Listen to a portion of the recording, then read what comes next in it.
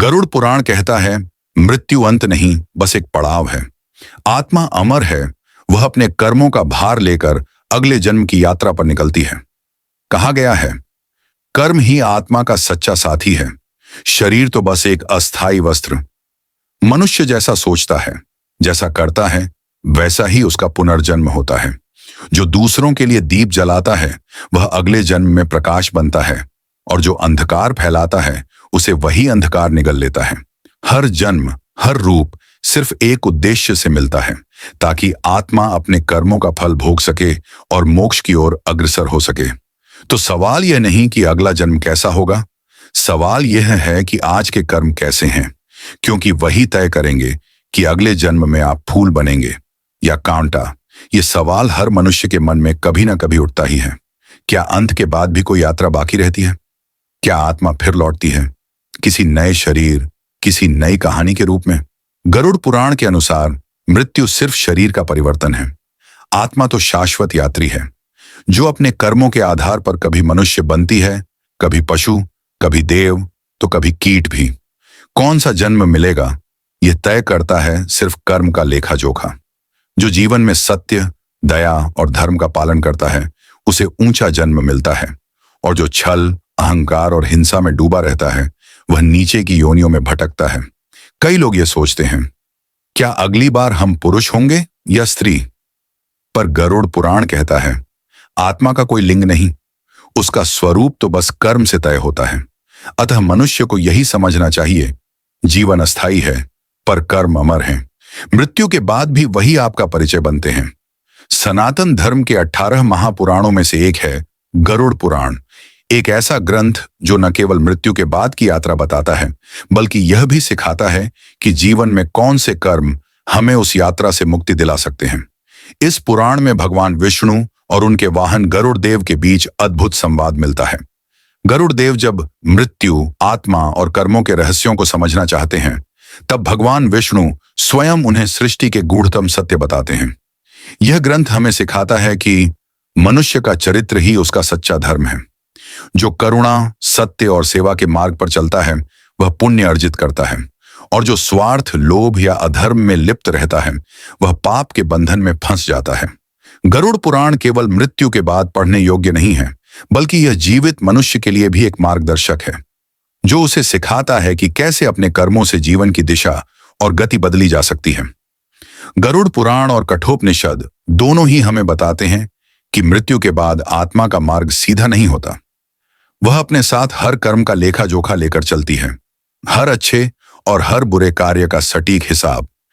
ईश्वर की इस अदृश्य अदालत में न कोई साक्षी चाहिए, न कोई वकील। यहां केवल कर्म बोलते हैं और वही फैसला सुनाते हैं। जो व्यक्ति जीवन में सत्य, करुणा और धर्म का पालन करता है, वह प्रकाश के लोक में जाता है, जहां सुख, शांति और आनंद है। पर जो झूठ, छल, हिंसा या अन्याय में लिप्त रहता है, उसे अंधकारमय लोकों का अनुभव करना पड़ता है, जहां हर पाप की अपनी विशिष्ट सजा होती है। कभी आत्मा पशु योनि में गिरती है, कभी वृक्ष बनकर स्थिर रहती है, कभी कीट बनकर सबसे छोटे जीवन का अनुभव करती है, ताकि वह अपने कर्मों का पूरा फल भोग सके। गरुड़ पुराण यही सिखाता है कि कोई कर्म व्यर्थ नहीं जाता। हर कार्य, अच्छा या बुरा, एक दिन लौटकर आत्मा के द्वार पर दस्तक देता है। जय श्री हरि मित्रों, स्वागत है आपका मिस्ट्री एरिया के दिव्य संसार में, जहां हम उजागर करते हैं उन रहस्यों को जो ग्रंथों, मंदिरों और काल की परतों में छिपे हैं। अगर आप भी सत्य की खोज में हैं, तो इस यात्रा में हमारा साथ दीजिए। चैनल को सब्सक्राइब कीजिए और वीडियो को साझा करें। क्या पुनर्जन्म वास्तव में होता है? यह प्रश्न सदियों से मानव मन को विचलित करता रहा है। विज्ञान कहता है जन्म एक जैविक प्रक्रिया है, पर शास्त्र कहते हैं यह आत्मा की यात्रा का अगला पड़ाव है। मित्रों, जब कोई बालक जन्म लेता है, कभी वह पूर्ण स्वस्थ होता है, तो कभी जन्म से ही किसी न किसी दोष के साथ आता है। कोई देख नहीं पाता, कोई बोल नहीं पाता, किसी के अंग अधूरे होते हैं, और कुछ तो किन्नर रूप में जन्म लेते हैं। विज्ञान इसे जैविक त्रुटि कहता है, पर शास्त्र कहते हैं यह पूर्व जन्म के कर्मों का परिणाम है। आत्मा जब अपने पुराने कर्मों का भार लेकर नए शरीर में प्रवेश करती है, तो वह उसी के अनुसार अपनी परिस्थितियां साथ लाती है। इसलिए गरुड़ पुराण कहता है, हर जन्म एक फल है, हर दोष एक कारण का परिणाम। और यही कारण है कि कोई समृद्ध घर में जन्म लेता है तो कोई निर्धन झोपड़ी में, कोई दिव्य सौंदर्य पाता है तो कोई विकलांगता का भार। गरुड़ पुराण कहता है, जब कोई आत्मा नया शरीर धारण करती है तो वह अपने साथ केवल स्मृतियां नहीं बल्कि कर्मों का खाता भी लेकर आती है। यही कारण है कि कोई बालक जन्म लेते ही सुख संपन्न होता है तो कोई असमर्थ या पीड़ा में। यह सब उसी के पूर्व जन्म के कर्मों का परिणाम होता है। शास्त्रों में उल्लेख मिलता है कि जब तक शिशु माता के गर्भ में रहता है वह अपने हर पुराने जन्म को देख सकता है, हर अच्छे और हर बुरे कर्म को याद कर सकता है। उस पल में वह ईश्वर से विनती करता है, हे प्रभु, इस जन्म में मुझसे कोई पाप न हो, मुझे धर्म और सत्य के मार्ग पर चलने की शक्ति देना। गरुड़ पुराण कहता है, जब शिशु माता के गर्भ से इस धरती पर आता है तो उसी क्षण उसके पिछले जन्मों की स्मृति मिटा दी जाती है। वह आत्मा जिसने गर्भ में ईश्वर से प्रार्थना की थी अब संसार की माया में उलझकर अपने ही वचनों को भूल जाती है। धन, मान और मोह के इस जाल में वह इतना फंस जाता है कि उसे अपने मूल स्वरूप परमात्मा के अंश का भी बोध नहीं रहता। और फिर प्रारंभ होती है कर्मों की नई गाथा, जहां हर कार्य उसका अगला जन्म तय करता है। गरुड़ पुराण में वर्णन है कि जो व्यक्ति अपने माता पिता या भाई बहनों को दुख पहुंचाता है, उन्हें तिरस्कार या अपमान देता है, वह अगला जन्म कछुए की योनि में प्राप्त करता है। अक्सर मनुष्य यह सोच लेता है कि जब कोई देख नहीं रहा तब उसका पाप भी अनदेखा रह जाएगा, परंतु शास्त्र कहते हैं ईश्वर की दृष्टि सर्वत्र है और कर्म का न्याय अटल। गरुड़ पुराण के अनुसार जो व्यक्ति अपने परिजनों या निर्दोष जनों को पीड़ा देता है उसकी आत्मा अगले जन्म में कछुए की योनि में प्रवेश करती है। यह जन्म किसी वरदान से नहीं बल्कि दंड से प्राप्त होता है।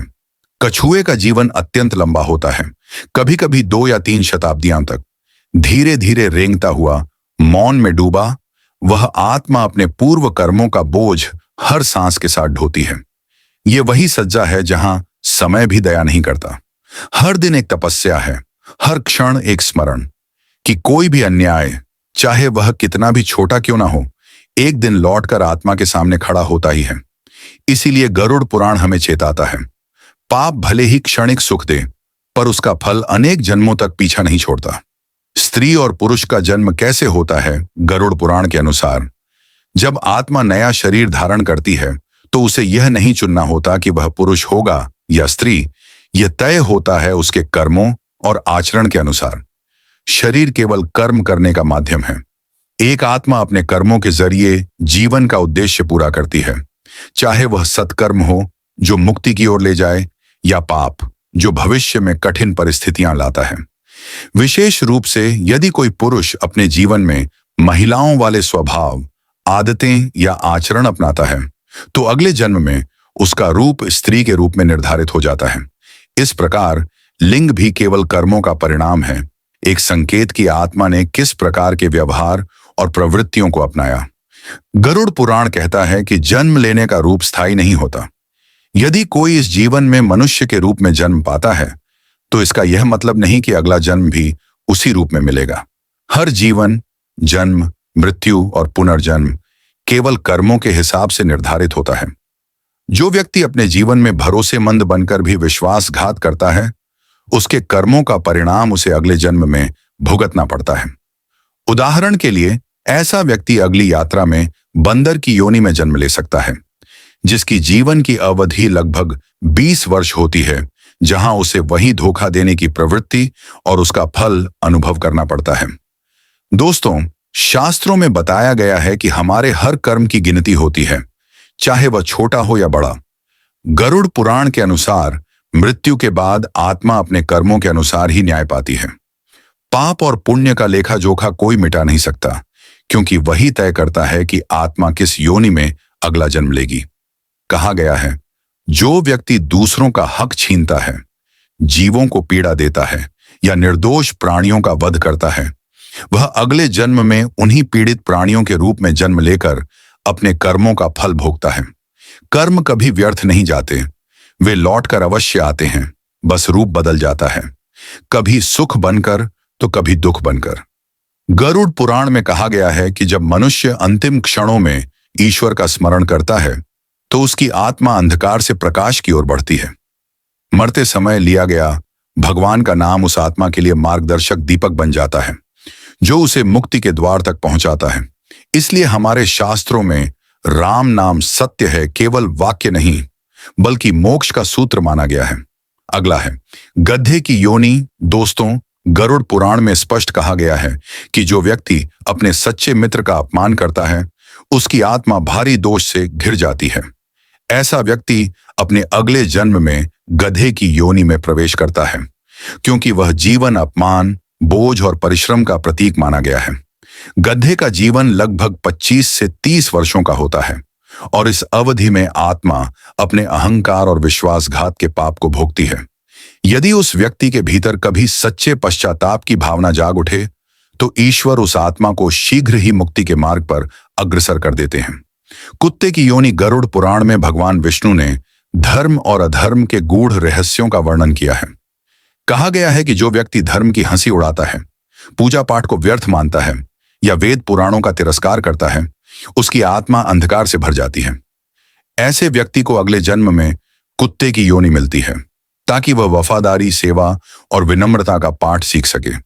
कुत्ते का जीवन एक प्रकार का प्रायश्चित्त होता है, जहां आत्मा को अपने पूर्व अहंकार का प्रायश्चित करने का अवसर मिलता है। कीड़े मकोड़े की योनि। दोस्तों, गरुड़ पुराण बताता है कि हर बुरे व्यवहार की कीमत आत्मा को चुकानी ही पड़ती है।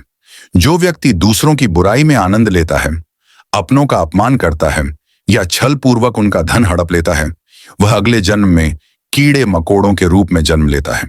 वहां न कोई पहचान होती है, न सम्मान।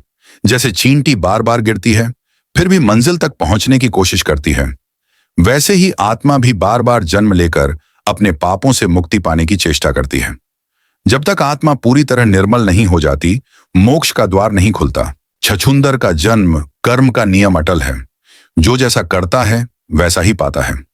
जो व्यक्ति दूसरों की मेहनत से कमाई वस्तु चुराता है, वह अगले जन्म में तोता बनता है।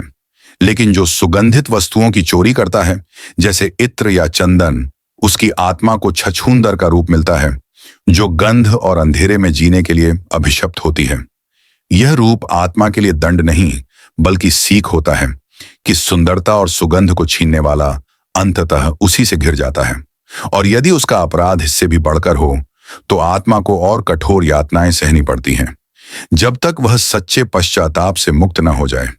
गरुड़ पुराण में उल्लेख है कि जो व्यक्ति अपनी बुद्धि और चालाकी का दुरुपयोग करता है, जो दूसरों को छलकर, झूठ बोलकर या धोखा देकर अपना स्वार्थ सिद्ध करता है, वह मृत्यु के बाद न केवल नरक के कष्टों को भोगता है, बल्कि अपने अगले जन्म में उल्लू की योनि में जन्म लेता है। उल्लू का जीवन रात के अंधेरे में बीतता है, और यह वही अंधकार है जिसमें वह व्यक्ति अपने कर्मों से खुद को धकेलता है। यह जन्म आत्मा को यह सिखाने के लिए होता है कि बुद्धि का उपयोग छल के लिए नहीं, बल्कि सत्य और सेवा के लिए होना चाहिए। गरुड़ पुराण में बताया गया है कि जो व्यक्ति किसी पराई स्त्री के प्रति अनैतिक संबंध बनाता है, वह केवल सामाजिक नियम नहीं तोड़ता, बल्कि अपने आत्मिक मार्ग को भी भ्रमित करता है। ऐसे पुरुष की आत्मा मृत्यु के बाद अपने कर्मों का सामना करने के लिए नरक के कष्टों से गुजरती है।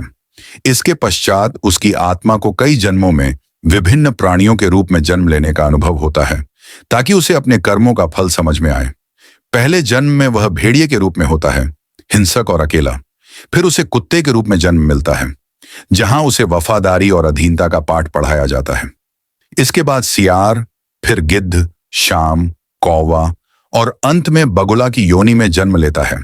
हर जन्म में उसे संघर्ष, उपेक्षा और अपने पूर्व कर्मों की सच्चाई महसूस होती है। इन सब अनुभवों के माध्यम से आत्मा धीरे धीरे सीखती है और अंततः शुद्ध होकर मनुष्य योनि में जन्म लेने योग्य बनती है। गरुड़ पुराण में बताया गया है कि जो व्यक्ति या महिला अपनी इच्छाओं के वश में होकर धर्म और मर्यादा की सीमाएं तोड़ते हैं, उन्हें मृत्यु के बाद अपने कर्मों का सामना करना पड़ता है। जो महिला किसी गैर पति के साथ अनुचित संबंध बनाती है, वह पहले नरक के कष्टों से गुजरती है। इसके बाद उसकी आत्मा को अगले जन्म में ऐसे रूप में प्रवेश करना पड़ता है जो उसे अपने पापों और उनके परिणामों का अनुभव कराए, जैसे छिपकली, सांप या चमगादड़। यह जीवन आत्मा के लिए शिक्षा का माध्यम होता है कि असंयम और छल का परिणाम हमेशा दुख और पीड़ा के रूप में आता है। वहीं जो पुरुष किसी स्त्री के साथ जबरदस्ती संबंध बनाता है, उसकी आत्मा भी पहले नरक में भटकती है और फिर कई योनियों के माध्यम से अपने कर्मों का फल भोगती है। अंततः जब आत्मा अपने कर्मों से सीख ले लेती है, उसे किन्नर के रूप में मनुष्य योनि में जन्म मिलता है। बकरे की योनि दोस्तों, हमारे शास्त्र बताते हैं कि वाणी में मिठास और संयम का बड़ा महत्व है। कहा जाता है कि कंठ में मां सरस्वती का वास होता है और यही वाणी की पवित्रता का आधार है। जो लोग अपनी बोलचाल में हमेशा कटुता, गाली गलौज और बुरे शब्दों का प्रयोग करते हैं, जो दूसरों की निंदा या अपमान करना अपना स्वभाव बना लेते हैं, उनके कर्म उन्हें अनिवार्य रूप से फल देते हैं। गरुड़ पुराण के अनुसार ऐसे व्यक्ति का अगला जन्म बकरे की योनि में होता है। गरुड़ पुराण में स्पष्ट बताया गया है कि जीवन में किए गए पाप कभी व्यर्थ नहीं जाते। जो व्यक्ति किसी स्त्री की हत्या करता है, गर्भपात करता है या पवित्र जानवरों जैसे गाय का वध करता है, वह अगले जन्म में मूर्ख और कुबड़ की योनि में जन्म लेता है। यह जन्म उसके कर्मों का परिणाम होता है, ताकि आत्मा समझ सके कि हिंसा और अनैतिकता केवल दुख ही लौटाती है। लेकिन शास्त्र यह भी कहते हैं कि मृत्यु के समय यदि व्यक्ति भगवान का नाम स्मरण करता है, तो ईश्वर उसके लिए मुक्ति के द्वार खोल देते हैं। इसीलिए कहा गया है कि जीवन के अंत में राम नाम का उच्चारण अत्यंत महत्वपूर्ण है। यह आत्मा को पापों के बोझ से मुक्त करने का मार्ग है। इसके अतिरिक्त गरुड़ पुराण में यह भी वर्णित है कि जो व्यक्ति अपने बड़े भाई का अपमान करता है, उसे समाज में लज्जा और अपमान का सामना करना पड़ता है। ऐसे व्यक्ति का अगला जन्म कौन नामक पक्षी के रूप में होता है।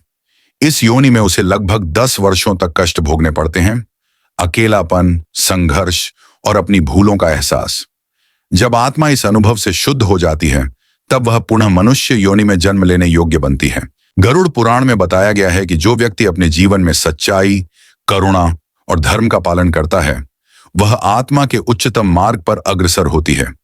जो दूसरों के लिए शुभ और नेक विचार करता है, अपने माता पिता और गुरु का सम्मान करता है और धार्मिक मार्ग पर चलने का प्रयास करता है, वह केवल अपने जीवन को ही नहीं बल्कि अपनी आत्मा को भी शुद्ध करता है। ऐसे व्यक्ति में पशुओं और सभी जीवों के प्रति प्रेम और करुणा होती है और वह धर्म के नियमों का पालन अपने हृदय से करता है। गरुड़ पुराण के अनुसार ऐसे कर्मशील और पुण्यात्मा जीवों की आत्मा स्वर्ग में प्रवेश करती है। वह अपने लिए मोक्ष के द्वार खोल लेती है, जहां दुख, भय और पाप का कोई स्थान नहीं होता। यह मार्ग केवल कर्मों के माध्यम से संभव होता है। गरुड़ पुराण में स्पष्ट रूप से बताया गया है कि हमारे भोजन और व्यवहार का सीधे हमारे शरीर और भविष्य पर प्रभाव पड़ता है। जो व्यक्ति मांसाहारी भोजन करता है, उसके अगले जन्म में शरीर के अंगों में दुर्बलता या समस्याएं उत्पन्न हो सकती हैं।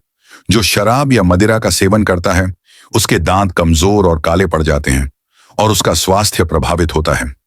जो व्यक्ति अपने स्वाद की इच्छा के अनुसार बिना सोच विचार के भोजन करता है, वह अक्सर पेट और जलोद जैसी बीमारियों से ग्रस्त हो जाता है। दूसरों के भले की चिंता किए बिना मीठा या अत्यधिक स्वादिष्ट भोजन लेने वाले को गले या जीभ से संबंधित समस्याएं हो सकती हैं। जो लोग श्राद्ध या दान के समय अशुद्ध या अनुचित वस्तुएं देते हैं, उन्हें कुष्ठ या त्वचा संबंधी बीमारियां हो सकती हैं। दोस्तों, अब आपके मन में यह सवाल अवश्य उठ रहा होगा, यदि हम अपने पापों के अनुसार नर्क की सजा भुगतते हैं, तो फिर पुनर्जन्म में वही सजा क्यों भुगतनी पड़ती है? क्यों हमें सीधे मनुष्य जन्म नहीं मिलता? गरुड़ पुराण में भगवान विष्णु ने अपनी वाहन गरुड़ को इस रहस्य की व्याख्या दी है। कहा गया है कि कई बार जीवात्मा के कर्म इतने गहरे और दुष्ट होते हैं कि केवल नर्क में भोगना पर्याप्त नहीं होता। उनके कर्मों का बोझ इतना भारी होता है कि उसे अनेक जन्मों तक भुगतना पड़ता है, ताकि आत्मा पूरी तरह अपने पापों का एहसास कर सके और उन्हें शुद्ध कर सके। उदाहरण के लिए, जो व्यक्ति किसी महिला के साथ अत्याचार करता है, उसकी आत्मा न केवल नर्क में कष्ट भोगती है, बल्कि अगले जन्म में किन्नर या अन्य पीड़ादायक योनि में जन्म लेकर अपने कर्मों का फल भुगतती है। दोस्तों, अब आप समझ ही गए होंगे कि मनुष्य जन्म कितना दुर्लभ और मूल्यवान है। यदि आप इस जीवन में सही दिशा में चलना चाहते हैं और जीवन मरण के इस कर्म चक्र से मुक्त होना चाहते हैं, तो इस जन्म में अपने कर्मों को शुभ बनाएं और ईश्वर की भक्ति में लीन रहें। आप इस समय मनुष्य रूप में हैं। सोचिए, इससे पहले आपकी आत्मा किस योनि में रही होगी। इसी को जानने का अभ्यास हमारे पूर्वजों ने जाति स्मरण कहा है। इस साधना को करने के लिए जब आप सोने जाएं, तो आंखें बंद करके धीरे धीरे अपनी दिनचर्या की घटनाओं को उल्टे क्रम में याद करें। सबसे हाल की घटना से शुरू करें, फिर उससे पहले क्या किया, उसके पहले क्या किया। इस क्रम को लगातार पीछे की ओर ले जाएं। जितना गहराई से आप इस स्मृति यात्रा को करेंगे, उतना ही आपका मेमोरी पावर बढ़ेगा। कुछ माह तक निरंतर अभ्यास करने से न केवल आपकी याददाश्त बेहतर होगी, बल्कि पूर्व जन्म के अनुभवों को जानने का द्वार भी धीरे धीरे खुलने लगेगा। ध्यान, योगाभ्यास और सम्मोहन क्रिया भी इस प्रक्रिया को आसान बना सकते हैं। ध्यान रहे, अलग अलग धर्म और परंपराओं में लोग पिछले जन्म को जानने के अलग अलग तरीके अपनाते हैं, लेकिन उद्देश्य वही है, आत्मा के रहस्य को समझना और वर्तमान जीवन को सही दिशा देना। आपको हमारा आज का प्रस्तुति कैसा लगा? अपने विचार कमेंट में जरूर साझा करें।